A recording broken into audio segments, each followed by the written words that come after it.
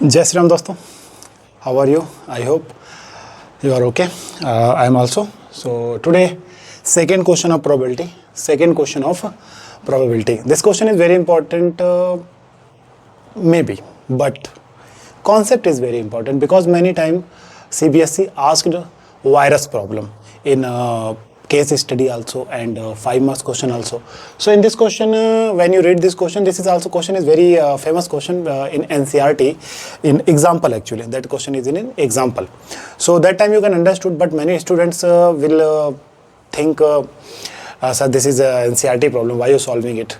Look, first concept. What is the concept? Concept is how to solve this question. How to decide P of E1. How to decide P of E2 and behalf of E1 and E2, how to understand what is the condition of probability. Bayes theorem always a special condition, a special probability. So question saying, suppose that the reliability of the HIV test is specified as follows of people having HIV. 90% of the test detected the disease, but 10% go undetected. Okay. Of people free of HIV, 99% of the tests are just HIV negative, but 1% are diagnosed are showing HIV positive. From a large population of which only 0.1% have HIV, one person is selected at random given that HIV test and the pathologist report him her as HIV positive, but what is the probability that the person actual has HIV? So always remember, this type problem always solve from the last line. Always start from the last line. Means start from here. Start from here. This line giving you a starting point. Okay. So 1% having HIV. So we consider what? Consider even for actual HIV. So actual HIV is 0.1%. P of E is equal to 0.1% even.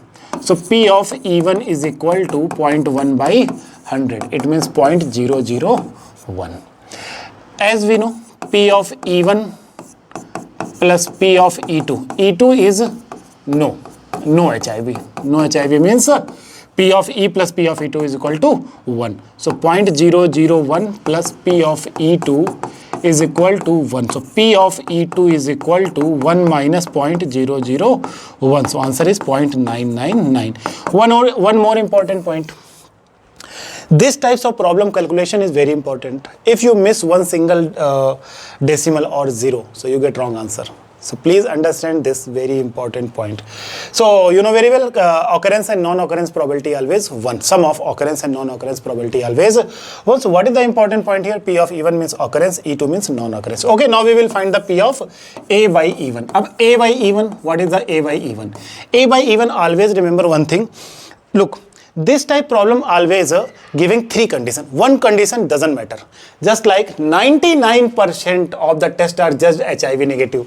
Doesn't matter. This condition is only and only for confusing to the students. So don't think about this condition. 90% is the important. Means P of A by E1 is equal to 90 by 100. 90 by 100. 90 by 100. And P of A by E2 is equal to A1 upon 100, because 90% have test detected and 1% have HIV positive but not HIV. So there is the 0.9 and there is 0.01. So now what does he want?